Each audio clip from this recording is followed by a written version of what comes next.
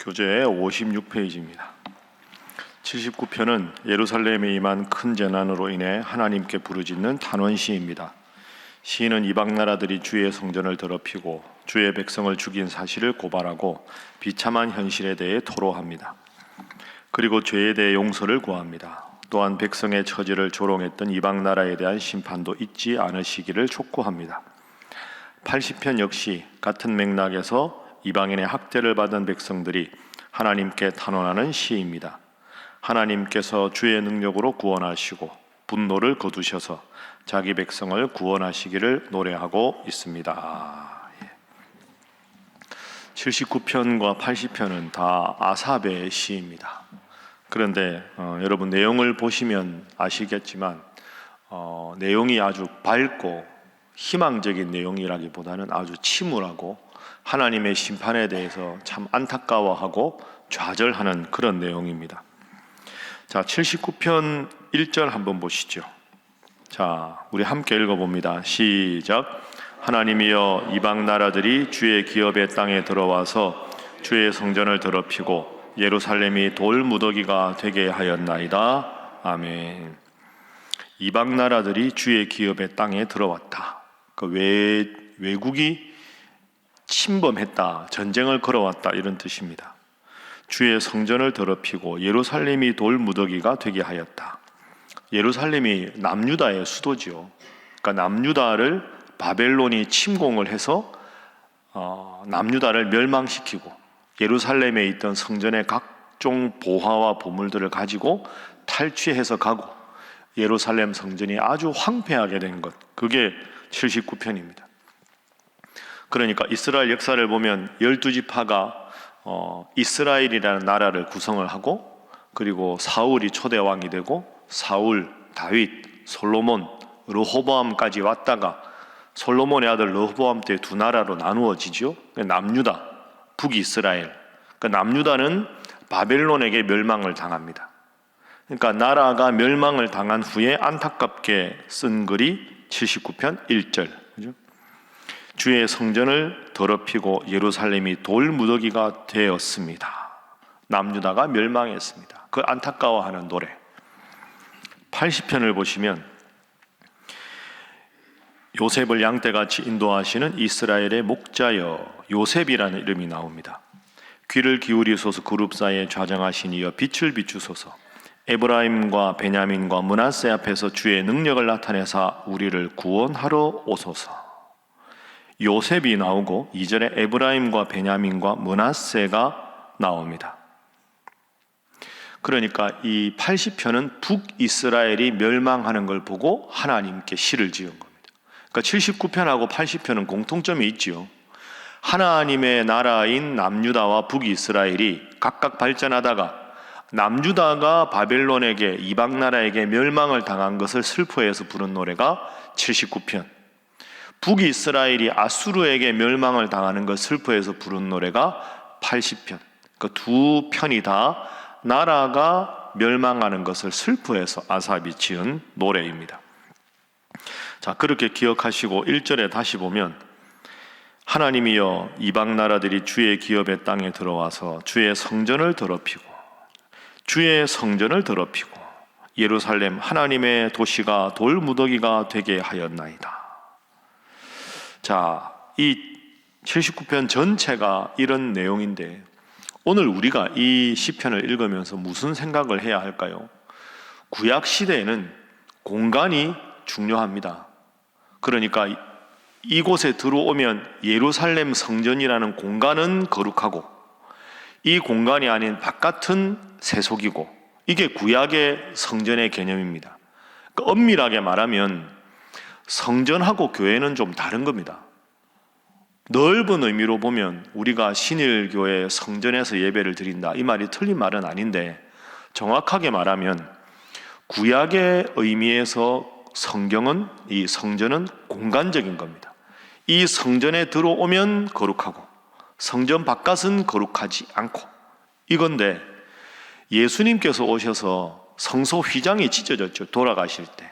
그 말은 이제 지성소에, 성전 안에 있는 지성소에 대제사장만 들어가는 게 아니라 누구든지 대제사장을 통해서 하나님 앞에 죄를 용서받는 게 아니라 내가 직접 하나님 앞에 나와서 대제사장처럼 직접 하나님께 죄를 고하고 용서를 받는 겁니다.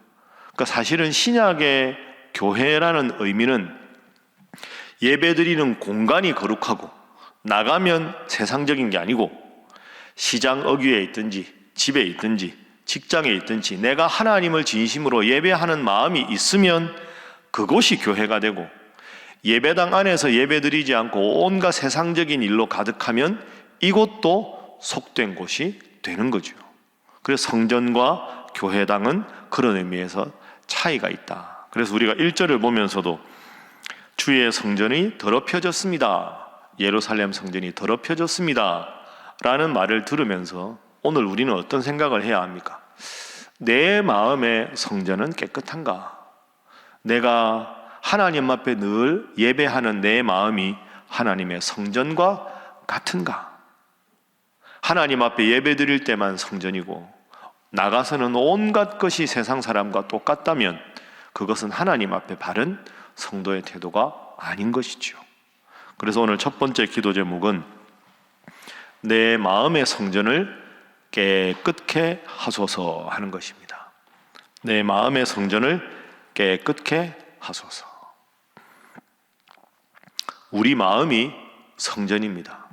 우리 마음이 예배당이고 우리 생각이 예배가 되어야 되는 거죠.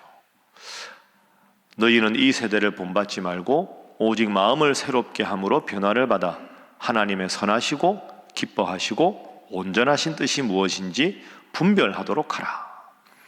허 목사님께서 설교하셨지만 이게 로마서 12장 2절 말씀 아닙니까? 그러므로 내가 너희에게 이르노니 하나님 앞에 영적 예배, 합당한 예배를 드리라. 그 1절이죠. 합당한 예배는 이 세대를 본받지 말고 마음을 새롭게 하고 변화를 받아서 하나님의 선하시고 기뻐하시고 온전하신 뜻이 무엇일까를 늘 생각하고 그 뜻대로 살아가는 것이 합당한 예배다. 오늘 여러분 어떤 일을 하십니까? 누군가가 대화할 때도 하나님 앞에 깨끗하게, 내 마음에 품은 생각도 하나님 앞에 거룩하게, 그래서 언행심사가 하나님 보시기에 거룩한 예배와 같은 삶을 살아가시기를 주님 이름으로 축복합니다. 자, 79편 이어서 우리 2절 3절 보겠습니다. 참 끔찍한 광경이지요. 2절 3절 함께 읽습니다. 시작. 그들이 주의 종들의 시체를 공중의 새에게 밥으로 주의 성도들의 육체를 땅의 짐승에게 주며 그들의 피를 예루살렘 사방에 물같이 흘렸으나 그들을 매장하는 자가 없었나이다. 아멘. 사실 이 2절과 3절은 예언자들이 이미 경고한 내용입니다. 예레미야 7장이나 16장에 나오는 내용이죠. 그러니까 남유다가 멸망하기 직전에 이렇게 하나님 섬기지 않고 이방을 섬기고 이방신을 하나님 앞에 이렇게 바로 서지 못하면 이 나라가 망할 것이다 라는 걸 예언하면서 2절과 3절을 예언했습니다. 그들이 바벨론의 군사들이 주의 종들의 시체를, 남유다의 백성들과 제사장들의 시체를 공중의 새에게 밥으로 주고 주의 성도들의 육체, 남유다 백성들의 몸을 땅의 짐승에게 주고 그들의 피가 예루살렘 사방에 물같이 흐를 것인데 매장하는 자가 없을 정도로 끔찍하게 나라가 망할 것이다. 하나님 앞에 돌이키라. 그렇게 했는데도 돌이키지 않으니까 나라가 망해서 이 2절과 3절이 이루어지게 된 것이죠. 그래서 나라가 망한 겁니다. 하나님은 하나님의 종들에게 내가 이렇게 할 것이다 하고 진노의 잔을 내리기 전에 반드시 경고하시는데 그 경고를 받아들이느냐 그 경고를 무시하느냐가 중요한 거죠. 남유다가 왜 망했습니까? 북이스라엘이 왜 망했을까요? 하나님이 예언자를 통해 경고하셨는데 그 심판의 경고를 듣지 않아서 그렇습니다. 그래서 두 번째 기도 제목입니다. 두 번째 기도 제목은 하나님의 경고에 민감하게 하소서 하는 것입니다. 하나님의 경고에 민감하게 하소서. 오늘날 하나님의 경고가 뭘까요? 대화하면서도 경고를 받을 수 있고 하겠지만 제일 중요한 게 하나님의 말씀이겠죠. 그러니까 말씀을 우리가 읽고 이 말씀에 비추어서 나에게는 이런 모습이 없는가 끝없이 돌아보아야 하는데, 무뎌지게 되면, 그리고 말씀의 기준을 두지 않고 내 옆에 함께 신앙생활하는 사람, 내 동료들, 이런 사람들한테 기준을 두면 분명히 망합니다. 사실 죄는 다른 사람들이 다 그 죄를 지으면 내가 지어도 마음이 사실 한결 가볍거든요. 뭐 다 하는데 이렇게 생각하는 거죠. 이게 망하는 지름길입니다. 다른 사람에게 기준을 두기 시작하면 하향 평준화가 됩니다. 말씀의 기준을 두고 살아야 내가 애써 몸부림치게 되지. 다 요즘은 이렇게 하더라. 그게 관례가 아니냐. 다 이 정도는 괜찮아. 이렇게 하다 보면 죄 짓는 나 스스로를 합리화하게 되고 죄에 둔감하게 되고, 여러분, 남유다와 북이스라엘이 멸망할 때 그 사람들이 하나님 안 믿은 사람들이 아니지 않습니까? 나면서부터 할례 받고 하나님 앞에 제사 지내고, 다른 나라 사람들 보기에 그렇게 거룩한 나라가 없습니다. 뭐 합니까? 그러면 다른 나라 사람 보기에 괜찮으면 뭐 합니까? 역사의 주관자이신 하나님 보시기에 잘못됐는데, 그래서 결국 나라가 망한 겁니다. 여러분 꼭 기억하시고, 항상 삶의 기준을 다른 성도들, 세상 사람들, 세상의 가치관에 둘 게 아니라 이 말씀에 두고 이 말씀에 비추어 살아가는 여러분 되시기를 주님 이름으로 축복합니다. 자, 이어서 80편 보겠습니다. 80편 말씀드린 대로 북이스라엘의 멸망에 대한 말씀이지요. 자, 1절 우리 함께 읽어봅니다. 시작. 요셉을 양떼같이 인도하시는 이스라엘의 목자여, 귀를 기울이소서. 그룹 사이에 죄정하신 이여, 빛을 비추소서. 아멘. 한번 따라 하시죠. 요셉을 양떼같이 인도하시는 이스라엘의 목자여. 이게 아주 전형적인 비유 아닙니까? 그 목자와 양의 비유. 북이스라엘이 왜 망했을까? 쉽습니다. 목자이신 하나님이 인도하시는 데가 있는데, 이사야 53장에 나오는 대로 그릇 행했다는 거죠. 그릇 행하여 각기 제 길로 갔기 때문에.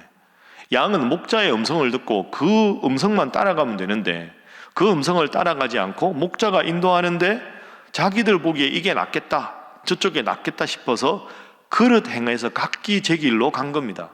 그러니 목자가 인도해야 안전하고 편안한 거죠. 제가 말씀드린 대로 양이라는 동물은 자기 보호할 수 있는 게 거의 없는 동물입니다.